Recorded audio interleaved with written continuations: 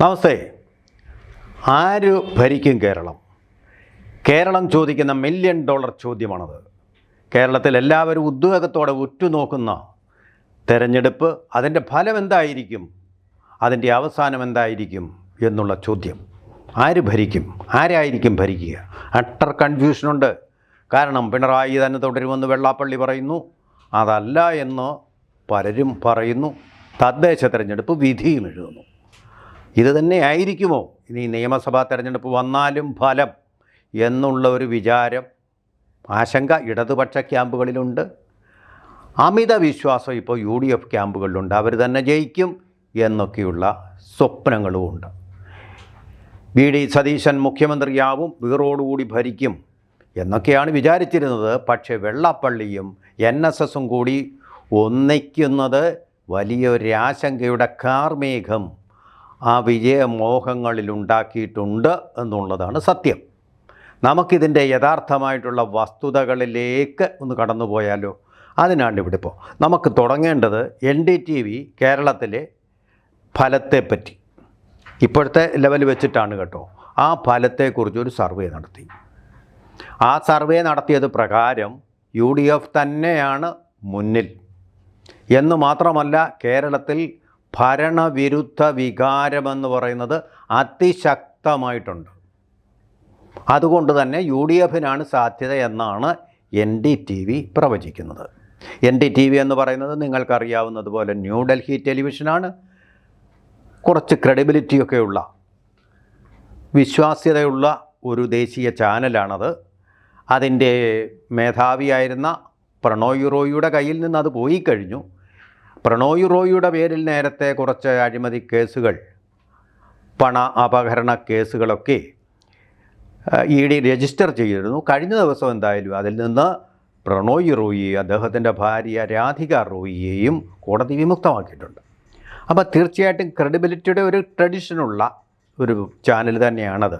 അപ്പോൾ ഇത് തീർച്ചയായിട്ടും അവർ വസ്തുനിഷ്ഠമായിട്ട് നടത്തിയ ഒരു ശ്രമത്തിൻ്റെ ഫലമായിട്ടുണ്ടായ ഒരു പഠനമാണ്, സർവേയാണ്. ആ സർവേയുടെ ഫലമനുസരിച്ച് കേരളത്തിൽ 51.9% പേർ പിണറായി വിജയൻ ഗവൺമെൻറ്റിന് എതിരാണ്. 51.9%.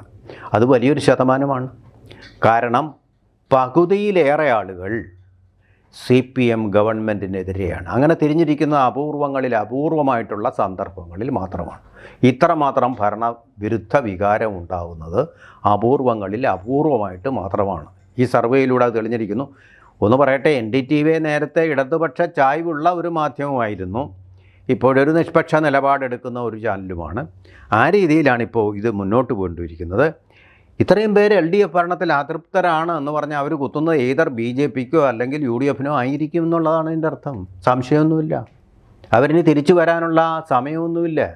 അത്ര അത്ഭുതങ്ങളൊന്നും നടത്താനുള്ള, മായാജാലം കാണിക്കാനുള്ള സമയമൊന്നുമില്ല എന്നുള്ളതാണ് സത്യം. ഇത് ചിലപ്പോൾ കൂടി വരാനേ സാധ്യതയുണ്ടാവൂ എന്നുള്ളതാണ് തോന്നുന്നത്. ഇത് തിരിച്ചു പിടിക്കാൻ വേണ്ടിയായിരിക്കണം സജി ചെറിയാനും മറ്റും മലപ്പുറത്തും കാസർഗോട്ടും ജയിക്കുന്നവരുടെ പേരുകൾ നോക്കിയാൽ അറിയാം മുസ്ലിം ലീഗിൻ്റെ വർഗീയതയുടെ തീവ്രത എന്നൊക്കെ പറഞ്ഞത്.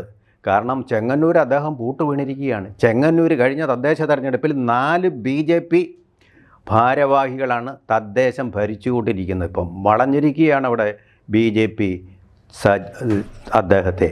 അതുകൊണ്ടാണ് അദ്ദേഹം അത് വീണ്ടെടുക്കാൻ വേണ്ടിയുള്ളൊരു ശ്രമമാണ് അദ്ദേഹം നടത്തിയത്. പക്ഷേ അദ്ദേഹത്തിന് പാർട്ടി ശാസിച്ചു. കാരണം എന്താണ്? അദ്ദേഹം ആരെയാണ് എടുത്തത്? മുസ്ലിം കേഡറിനെയാണ് എതിർത്തത്. എതിർത്താൽ പിന്നെ അത് മാപ്പ് പറയാതെ രക്ഷയില്ല. മാപ്പ് പറഞ്ഞേ പറ്റൂ. RSSനെയും BJPയും ഒക്കെ എന്തും പറയാം, ഒരു കുന്തവുമില്ല, ഒന്നും സംഭവിക്കുകയില്ല. അത് കൈയടിച്ച് കയറാൻ ആൾക്കാരെ ഉണ്ടാവും. ഇതങ്ങനെയല്ല. അവരുടെ എല്ലാ സംഘടനകളും ഒരുമിച്ച് അത് എതിർത്തു. അപ്പോൾ അതിൻ്റെ ഒരു അലാമ്പൽ മുഴങ്ങി. അതോടുകൂടി AKG സെൻറ്ററിൽ നിന്ന് ഇദ്ദേഹത്തിന് നിർദ്ദേശം വന്നു, സജി ചെറിയാന് നിർദ്ദേശം വന്നു, എത്രയും വേഗം അത് പിൻവലിക്കണം. ഞാൻ നിരുപാധികം പിൻവലിച്ചിരിക്കുന്ന എൻ്റെ പ്രസ്താവന. അതോടുകൂടി ആ അധ്യായം അവസാനിപ്പിച്ചു. സജി ചെറിയാനെ നാണം കെട്ട് പിൻവാങ്ങേണ്ടതായിട്ട് വന്നു.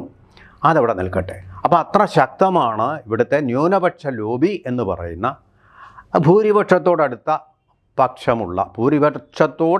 ജനസംഖ്യ ഉള്ള, ഡെമോഗ്രഫി ഉള്ള മുസ്ലിം ലീഗിൻ്റെ ശക്തി കരുത്തതാണ്.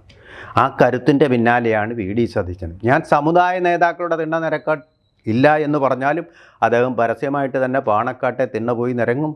ആ സംഘടനകളുടെ അതൊന്നും എനിക്കറിയില്ല, അദ്ദേഹം സാമുദായിക സംഘടനകളായിട്ട് കണക്കാക്കുന്നോ ഇല്ലയോ എന്ന്. ഒരു ഖാസിയാണ് മുസ്ലിം ലീഗിൻ്റെ നേതാവ് എന്നുള്ളതിരിക്കെ തന്നെയാണ് മതവും രാഷ്ട്രീയവുമായിട്ട് എങ്ങനെ കൂട്ടിക്കുഴഞ്ഞിരിക്കുന്നു അവിടെ എന്നുള്ളത് വ്യക്തമാണ്. അതുപോലെ തന്നെ ഇപ്പോൾ ജമാഅത്തെ ഇസ്ലാമി അതിൻ്റെ പഴയ സ്വഭാവമൊന്നും ഇപ്പോൾ ഇല്ല എന്നൊക്കെയാണ് പറഞ്ഞിരിക്കുന്നത്. വി ഡി സതീശൻ മനസ്സിലാക്കാത്ത ഒരു കാര്യം ഒരു കടുവയ്ക്ക് അതിൻ്റെ ദേഹത്തിലെ പുള്ളികൾ മാറ്റാൻ കഴിയുകയില്ല എന്നുള്ള സത്യം അദ്ദേഹം മറക്കുന്നു. ഇപ്പോൾ തന്നെ കഴിഞ്ഞ ദിവസം തന്നെയാണ് അതിൻ്റെ ജമാഅത്തെ ഇസ്ലാമിയുടെ കേരളത്തിലെ ഏറ്റവും വലിയ നേതാവായ ആൾ പറഞ്ഞിരിക്കുന്നത് മുസ്ലിം രാഷ്ട്രം തന്നെയാണ് ജമാഅത്തെ ഇസ്ലാമിയുടെ ലക്ഷ്യം. അതിന് ഇന്ത്യ മുസ്ലിം ഭൂരിപക്ഷം ഉള്ളതാകണമെന്നൊന്നുമില്ല, അല്ലാതെ തന്നെ ലോകം മുഴുവൻ ഇസ്ലാമികവൽക്കരിക്കണമെന്ന് ഏതൊരു മുസ്ലിമും, അള്ളാഹുവിൽ വിശ്വസിക്കുന്ന ഏതൊരു മുസ്ലിമും ആഗ്രഹിക്കുമെന്നും കൂടി അദ്ദേഹം പറഞ്ഞു. എവിടെയാണ് ജമാഅത്തെ ഇസ്ലാമി മാറിയിരിക്കുന്നത്?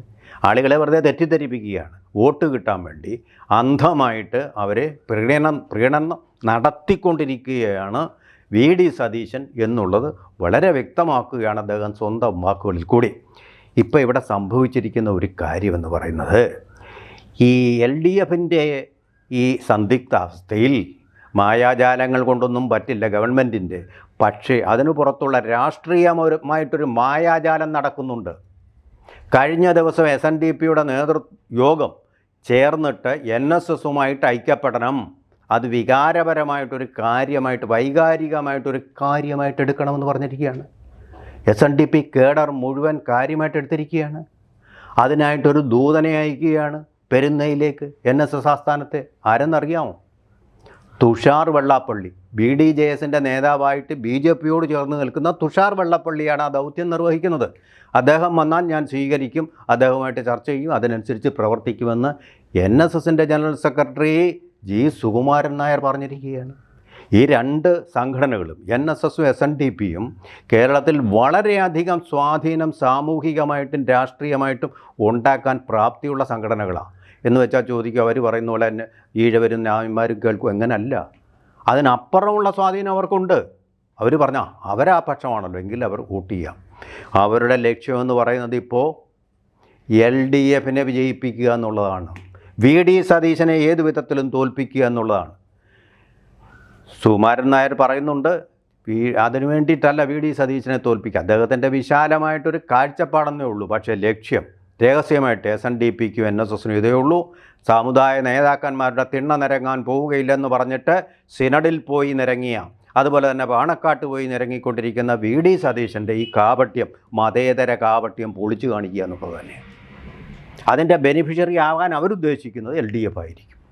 LDF തന്നെയാണ്. പിണറായി വിജയൻ തന്നെ ആയിക്കോട്ടെ. പിണറായി വിജയൻ ശബരിമലയുടെ അന്വേഷണം നടത്തുന്നുണ്ട്. അദ്ദേഹത്തിന് ഒരു തെറ്റ് പറ്റി, യുവതീ പ്രവേശനം നടത്തി. ആ തെറ്റ് അദ്ദേഹം തിരുത്തിയിട്ടുണ്ട് എന്നാണ് പറയുന്നത്. ഇനി നമുക്ക് അപ്പോൾ ഈ ഒരു സ്ഥിതിയിൽ നമുക്ക് വേണ്ടത് ഓരോ നേതാക്കന്മാരുടെയും സർവേ പ്രകാരമുള്ള ഓരോ നേതാക്കന്മാരുടെയും പിന്തുണ എത്ര ശതമാനം എന്ന് നമുക്ക് നോക്കാം. കേരളത്തിൽ ഏറ്റവും കൂടുതൽ മുഖ്യമന്ത്രി സ്ഥാനത്തിന് അർഹനായിട്ടുള്ള ആൾ വി ഡി സതീശനാണ് എന്നാണ് 22.4% പേര് പറയുന്നത്. 18% പിന്തുണയോടെ രണ്ടാം സ്ഥാനത്താണ് മുഖ്യമന്ത്രി പിണറായി വിജയൻ. 18ഉം 22ഉം തമ്മിലുള്ള വ്യത്യാസം 4%. ഈ 4% ഈ രണ്ട് സംഘടനകൾക്കും കൂടി മേക്കപ്പ് ചെയ്യുമോ? ചെയ്താലും ചെയ്തില്ലെങ്കിലും വേറൊരു സർവേയുണ്ട്, അതും കൂടെ നമുക്ക് നോക്കേണ്ടതുണ്ട്. മൂന്നാമത് വരുന്നത് KK ശൈലജ ടീച്ചറാണ്. അവർക്ക് പിന്തുണ കിട്ടുന്നത് 16.9% പേരുടെ പിന്തുണയുണ്ട്. തൊട്ടടുത്ത് എന്ന് പറഞ്ഞാൽ 14.7% പിന്തുണയുമായിട്ട് ഉള്ളത് രാജീവ് ചന്ദ്രശേഖർ എന്ന BJP നേതാവാണ്. കേരളത്തിൽ ആദ്യമായിട്ടാണ് ഒരു BJP നേതാവ് ഈ ഒരു രേഖ മറികടക്കുന്നത്. 10ന് മുമ്പ് ഡബിൾ ഡിജിറ്റിലേക്ക് എത്തുന്നത് രാജീവ് ചന്ദ്രശേഖർ. അത് നേമത്ത് അദ്ദേഹം ജയിക്കുമെന്നുള്ളത് 100% ഉറപ്പാണ്. അതുപോലെ തിരുവനന്തപുരത്ത് തന്നെ ഒരു 3 or 4 സീറ്റുകൾ കിട്ടുമെന്ന് ഉറപ്പാണ്. മറ്റിടത്തെ കാര്യങ്ങൾ ഞാൻ പറയുന്നില്ല. അങ്ങനെ വെച്ച് നോക്കുമ്പോൾ 3 or 4 സീറ്റ് അവർക്ക് കിട്ടും. ഇവിടെ അതുപോലെ തന്നെ ഈ തെരഞ്ഞെടുപ്പിൽ നമ്മൾ കാണുന്ന ഒരു കാര്യം,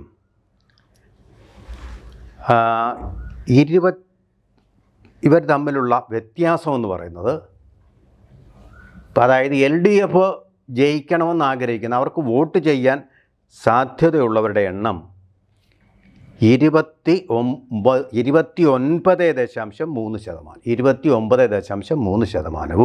UDF ജയിക്കണമെന്ന് ആഗ്രഹമുള്ളവർ 32.7%. വ്യത്യാസം 3%. ആ വലിയൊരു ഡിഫറൻസാണ്. അതാണ് പ്രശ്നം. ഈ 3% ഡിഫറൻസ് മറികടക്കാൻ ഈ 2 നേതാക്കന്മാരുടെയും യോജിക്കൽ, അതിനപ്പുറമുള്ള യോജിക്കലുണ്ട്. അതായത് നായാടി മുതൽ നസ്രാണി വരെയുള്ളവരുടെ ഒരു യോജിപ്പാണ് ഇവർ വിഭാവനം ചെയ്യുന്നത്. ആ യോജിപ്പ് വന്നു കഴിഞ്ഞാൽ ഈ 3% മേക്കപ്പ് ചെയ്യും. അപ്പോൾ എന്താ സംഭവിക്കുക? ആ 3% മേക്കപ്പ് ചെയ്ത് കഴിഞ്ഞാൽ UDFനും അതുപോലെ LDFനും ഏതാണ്ട് തുല്യ ശതമാനത്തിലുള്ള വോട്ടുകൾ കിട്ടും. 50-50, 30-30 അല്ലെങ്കിൽ 29-29 ആ രീതി വരും. അവിടെയാണ് ഞാൻ പറയുന്നത് BJP പ്രസക്തമായിട്ട് വരും. ആര് ഭരിക്കണമെന്നുള്ള തീരുമാനം BJPക്ക് വരും. കാരണം ഒരു തൂക്കുസഭയായിരിക്കും ഇതിൻ്റെ ഫലമായിട്ടുണ്ടാവാൻ പോവുക. തൂക്കുസഭയാണെങ്കിൽ അതിൻ്റെ തീരുമാനം BJPയുടെ കൈകളിലല്ലേ ആയിരിക്കും. UDFനെ പിന്തുണച്ചാൽ UDF അധികാരത്തിൽ വരും, അല്ലെങ്കിൽ LDF വരും. ഇത് രണ്ടും അല്ലെങ്കിൽ ഗവർണർ ഭരണത്തിലേക്ക് പോകും. അടുത്ത തെരഞ്ഞെടുപ്പും വരും. ആ സ്ഥിതിയിലേക്ക് പോകും. അത് വരാൻ ആരും അധികം ആഗ്രഹിക്കുന്നില്ല. ആ ഒരു സ്ഥിതിയിലേക്കാണ് ഈ സമുദായങ്ങളുടെ ആ യോജിപ്പ് കൂട്ടായ്മ. അത് വളരെ പ്രധാനപ്പെട്ട ഒരു കാര്യമാണ്. മുസ്ലിം പ്രീണനത്തിനെതിരെയുള്ള ഒരു കൂട്ടായ്മയാണ്. അപ്പോൾ ഈ സംഘടനകൾ കൂടുമ്പോൾ അത് വർഗീയത, ഇസ്ലാമിക ഐക്യം എന്ന് പറയുന്നത് വർഗീയത അല്ലതാണ്. ആ ഒരു മതേതര കാപട്യം അതും കൂടെ പൊളിച്ചു കാട്ടാൻ വേണ്ടിയിട്ടുള്ളതാണ് ഈ കൂട്ടായ്മ. ഇനിയും പ്രസക്തമായിട്ടുള്ള വളരെ പ്രധാനപ്പെട്ട ഒരു കാര്യം നമ്മൾ ശ്രദ്ധിക്കേണ്ടത്, ഈ VD സതീശനെ തോൽപ്പിക്കുക എന്ന ലക്ഷ്യത്തിലേക്ക് ഈ 2 സമുദായ സംഘടനകളെയും എത്തിച്ചിരിക്കുന്നതിന് പിന്നിൽ നമ്മൾ സംശയിക്കണം, തീർച്ചയായിട്ടും KC വേണുഗോപാൽ ഉണ്ടാകും. കാരണം മുഖ്യമന്ത്രി സ്ഥാനം ആഗ്രഹിക്കുന്ന ഒരാളാണ്. ദേശീയ തലത്തിൽ വലുതായിട്ടൊന്നും ഇനി രക്ഷയില്ല എന്നുള്ളത് അദ്ദേഹത്തിന് മനസ്സിലായി. അതുകൊണ്ട് തന്നെ കേരളത്തിൽ അദ്ദേഹത്തിനൊരു ഇടം തേടുന്നുണ്ട് അദ്ദേഹം തന്നെ. അതിന് അനുകൂലമാണ്. SNDP യോഗത്തിന് കുഴപ്പമൊന്നുമില്ല. കാരണം ആലപ്പുഴ കേന്ദ്രീകരിച്ച് അദ്ദേഹം പ്രവർത്തിച്ചിട്ടുള്ള ആളാണ്. കണിച്ചുകുളങ്ങരയിൽ പലതവണ പോയിട്ടുള്ള ആളുമാണ്. അതുപോലെ തന്നെ NSSനും പ്രിയനാണ് അദ്ദേഹം. ഇതുവരെ സമുദായവുമായിട്ടൊരു ഭിന്നത ഉണ്ടാക്കാത്ത ആളാണ്, എതിർത്തൊന്നും പറയാത്ത ആളാണ്. അപ്പോൾ അതുകൊണ്ട് തന്നെ മിക്കവാറും VD സതീശൻ അദ്ദേഹത്തിൻ്റെ പറവൂർ മണ്ഡലത്തിൽ തന്നെ തോൽവി ഏൽക്കും. ഈ 2 സംഘടനകൾ ഒന്നിച്ചാൽ ആ ഒരു ഇമ്പാക്റ്റ് ഉണ്ടാവും. അതിൻ്റെ ഫലമായിട്ട് ഇനിയും UDFനാണ് ചാൻസ് കിട്ടുക എങ്കിൽ അത് KC വേണുഗോപാലിലേക്ക് സ്വാഭാവികമായിട്ടും പോകും. അതിനാണിപ്പോൾ സാധ്യത കാണുന്നത് എന്ന് വരികൾക്കിടയിൽ വായിച്ചെടുക്കുകയാണ്.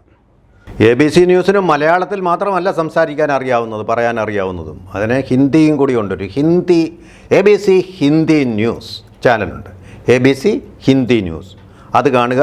ദേശീയമായിട്ടുള്ള കാര്യങ്ങൾ അതിലൂടെ കൂടുതൽ ആഴത്തിൽ മനസ്സിലാക്കാൻ നിങ്ങൾക്ക് സാധിക്കും. ABC Hindi news.